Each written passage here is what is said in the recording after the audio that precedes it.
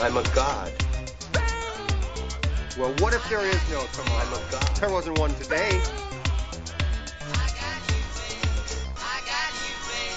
Hello, hello, hello, and welcome to another episode of It's Time to Rewind, a podcast stuck in its own time loop right along with the movies we discuss.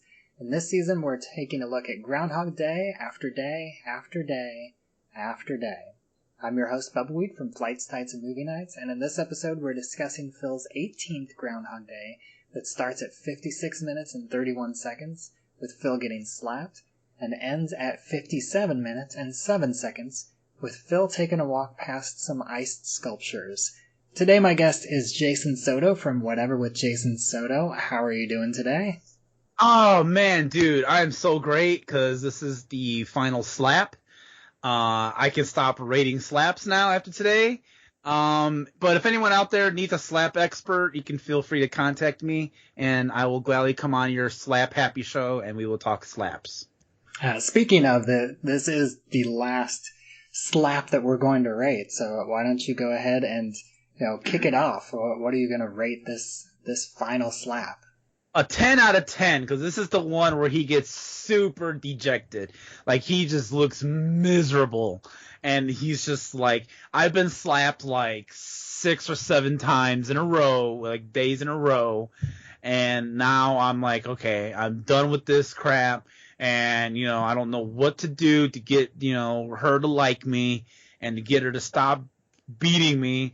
And he's just completely rejected at the end of this. So 10 out of 10 slaps. Yeah, complete with the, I like to think of it as it's like the slow jazz. It's almost like the Charlie Brown-esque music.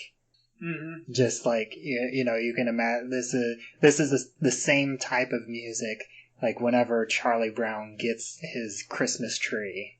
Yeah, yes, indeed. Indeed. Like, in one way, it's not as forceful of a slap, because I don't think there's a lot of power behind it, in terms of, like, Rita Rage, like there had been in earlier slaps.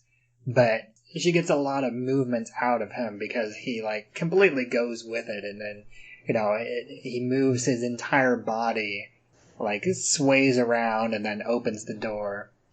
And, this time, they're actually in front of the Pennsylvania hotel where Rita's staying at. Yeah. So, in terms of rating, I would give this like an 8 out of 10. It's not my favorite, but it's up there. Just for the emotional impact. But, since this is the Pennsylvania hotel, this isn't the bed and breakfast. Do you think this is like super, super early in the day, or do you think this is like later on in the day? Like, do you think that this is one where he just struck out super early, and, this is like at the point where he's like, I can't even get the beginning part of this date right anymore. This is like, it's time to call it quits. So my theory is that all the other slaps have been either prior to or at his bed and breakfast place. And this might be, you can correct me if I'm wrong, this might be the first time that it's actually at her hotel. If not, like, maybe one other time. So maybe in his mind, he's like, okay, maybe if we go to her place, something she's more comfortable with, maybe that'll help, ease it. Like, maybe she's been uncomfortable going to his, place because she's in an unfamiliar place. So, she feels like it's more maybe pressure on her to have sex with him, or whatever. So maybe in his mind, he's like, okay, I'm going to ease her a little bit, and maybe we go to her place, and maybe she won't, like, right away, reject him. So, but then obviously that doesn't work out. And so I think it's probably the same time, as the other ones, just in a different spot. So I think the same things happened that led up to the slap. Just now it's in front of her place, and he did something also terrible here to get slapped. And I also think that this is not the first time that he's tried whatever he did to get to this slap and ended up here. because I think especially like the look on his face is very much like he was fully expecting this slap to come, and then afterward he's like, yeah, what you gonna do? Right. Right. And it's like he's very dejected, but at the same point he's like, yeah, this is how it's gone every other time. I wasn't expecting anything different. It is what it is. Yes, I agree. This time it's we actually get to talk about something that's not just slaps. Yes! He walks away! So how excited are you to talk about ice sculptures? Oh man, I get to become an ice sculpture expert now? Man, I don't know if I can handle this pressure. I had to become a slap expert, now I gotta be an ice sculpture expert. But yeah, let's do this, I'm down. Okay, so we gotta go through the ice sculptures now, although, we don't have to rate these. That's cool. But I will at least go through of them. The first one, it's like a very flat frontal view of a groundhog. Yeah. It's like not super cartoony, but it's not super realistic either. No. And then the second one, you have like I think it's the most realistic out of all of them. It's like a full body groundhog. It's kind of realistic looking, and it's like climbing a tree, like a small tree. Yeah. And then the third one, you got the most cartoony one. Oh, totally. With like his head tilted to the side and he's waving. It is like very much like the groundhog mascot kind of thing. And I think he's wearing like a baseball cap, is he not? Or am I imagining that? I could be imagining it, but look, he has something on his head. I mean, I guess that could be his head, but it just looks like he's supposed to be wearing like a hat. I think that one is just his head. Oh, okay. We do get a baseball cap. The fifth one is wearing a baseball cap and is holding a Valentine's Day heart. I've watched this movie a lot of times, and I've heard discussion about this movie a lot, and it is kind of thought of as a romantic comedy, but one thing that I never really think of is Groundhog Day is less than 2 weeks away from Valentine's Day. Oh yeah, you're right. Well, okay, let's get to this fourth one because I don't know what that's supposed to be. Yeah, I don't know either. Is it like a tree? Is he holding? Oh, you know what it could be? It could be a groundhog, and he's holding the world like he's Atlas. Yeah, that's like it took me a bunch of times. I went through this like 6 or 7 times before, because I couldn't even see, like, all I could see is the globe, and I couldn't make anything else out. But I do kind of see that it is like a groundhog holding this ice globe that has, and you can see like stuff, like the outside looks kind of smooth, and then the inside, it looks like there's like cracks or texture on the inside that looks kind of like a tree, but it might be like a globe, or I almost thought maybe it's a basketball. For a second I was like, maybe this is a reference to Space Jam, but no, that was a couple years later. Yeah. It's like Groundhog Space Jam. But... Space Jam. and there's the guy, there's the one wearing a hat. Okay. Yeah, and then you got the hat, the one wearing a hat with, like a Valentine's heart. Yeah. And then we have the last one, which it's holding something, and it's also like a more realistic one. Yeah. And I can't tell what it's holding. But I almost feel like I want to say it's like an anatomical heart. Because, it's like, and so, my headcanon for this is the Punxsutawney groundhog attacked like the Canoe Ridge groundhog and ripped out his heart, and he's like, I am the only weather groundhog, all others bow before me. Okay, you know what, let's go with that. I love it. Amazing. Yes, let's just say that's what that is. Absolutely. I love it. Oh, I just noticed too, like the one with the baseball cap and the Valentine's heart. It's kind of hard to see, but it almost looks like he's got narrow, squinty eyes. Like yeah, he does. Like like the shifty-eyed dog from The Simpsons. That's how you know it's up to something. Maybe this ice sculpture of the groundhog is what trapped Phil in Groundhog Day. If this was an Edgar Wright film, all these snow sculptures would be events in the movie. These would all represent something that happens in the movie.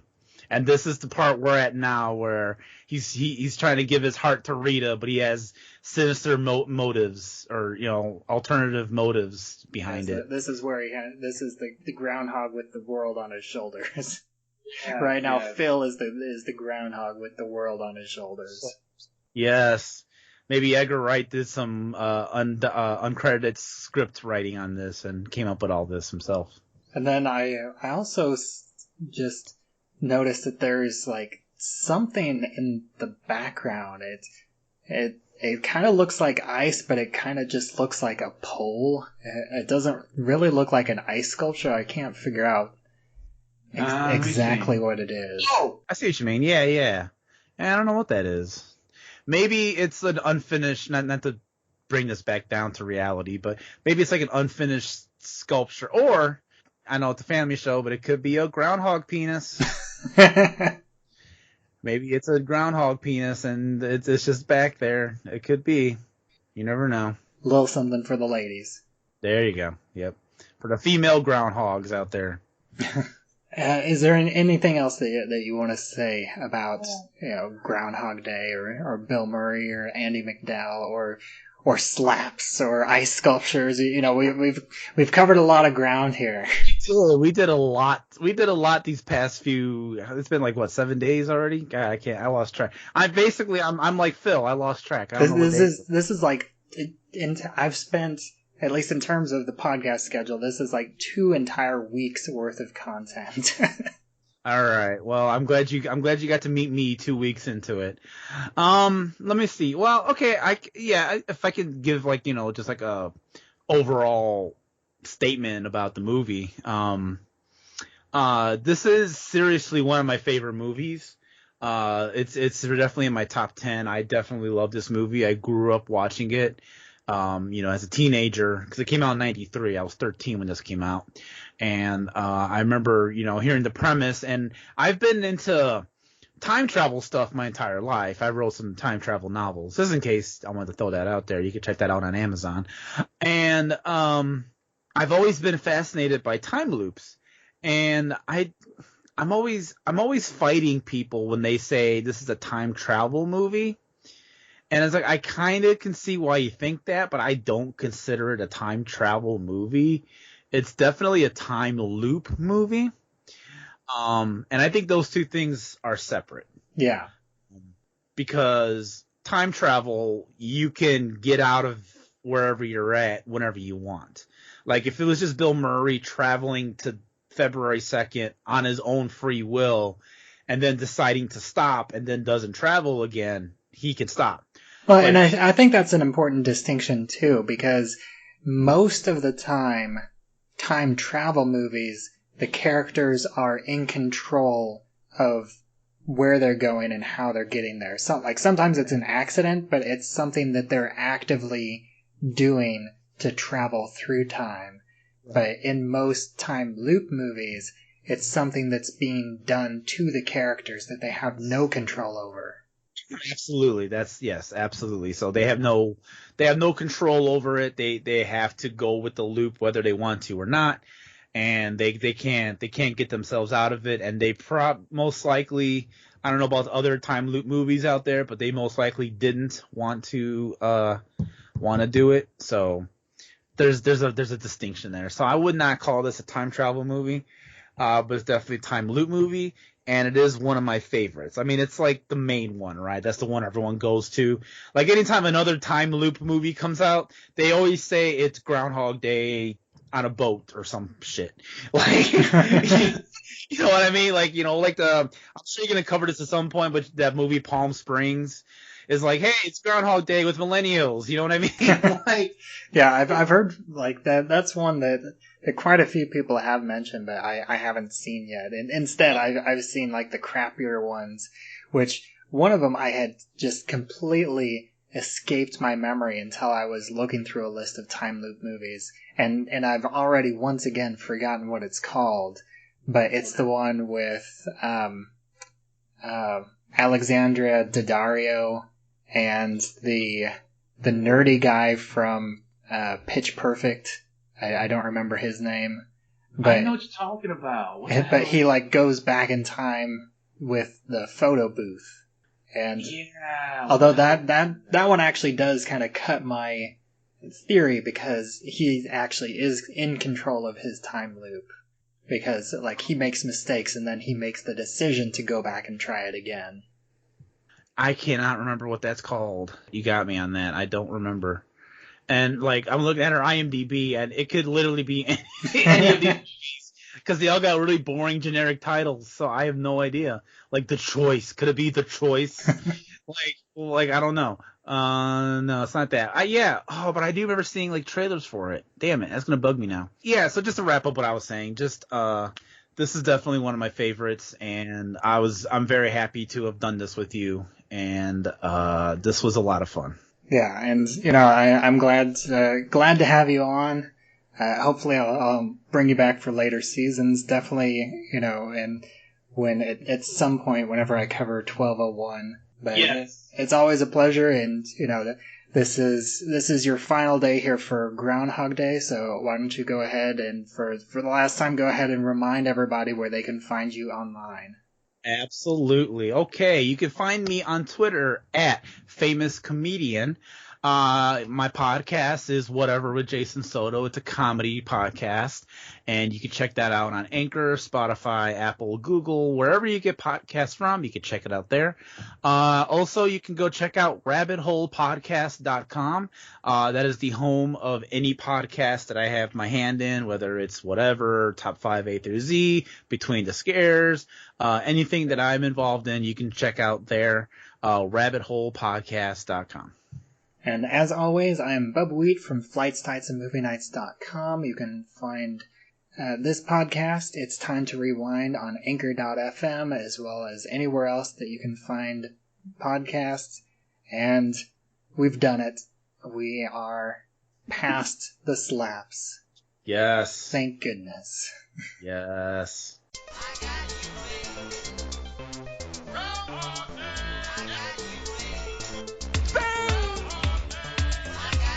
I'm a god. Well, what if there is no tomorrow? I'm a god. There wasn't one today.